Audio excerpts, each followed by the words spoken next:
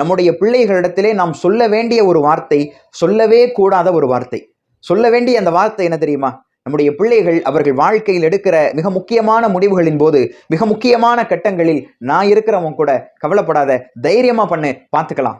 இந்த வார்த்தைகள் இருக்கிறதே, யாராலும் கொடுக்க முடியாத மிகப்பெரிய உத்வேகத்தை, மோட்டிவேஷனை அவர்களுக்கு கொடுக்கிற அதே நேரத்தில், எங்க அத்தா அம்மா என்னை பார்த்துட்டு இருக்கிறாங்க, பெற்றோர்கள் நம்மை கண்காணித்துக் கொண்டிருக்கிறார்கள், நான் தவறு செஞ்சிடக்கூடாது என்கின்ற அந்த உணர்வை அவர்களுக்கு தருகிறது. நம்முடைய பிள்ளைகளிடத்தில் நாம் சொல்லவே கூடாத ஒரு வார்த்தை என்ன தெரியுமா? நான்லாம் அந்த காலத்துல எப்படி இருந்தேன்னு தெரியுமா? எங்க அத்தா ஸ்கூல் படிக்கிற வரைக்கும் எனக்கு சைக்கிள் கூட வாங்கி கொடுத்தது கிடையாது. நீ கேட்கறதெல்லாம் உனக்கு வாங்கி தரேன், ஆனாலும் நீ இப்படி எல்லாம் பண்ற. எங்க அம்மா எனக்கு ஃப்ரீடமே கொடுத்தது கிடையாது. நீ பொம்பளை பிள்ளையா இருந்தாலும் உனக்கு நான் இவ்வளவு ஃப்ரீடம் தரேன், ஆனா நீ என் பேச்சை கேட்கறதே கிடையாது.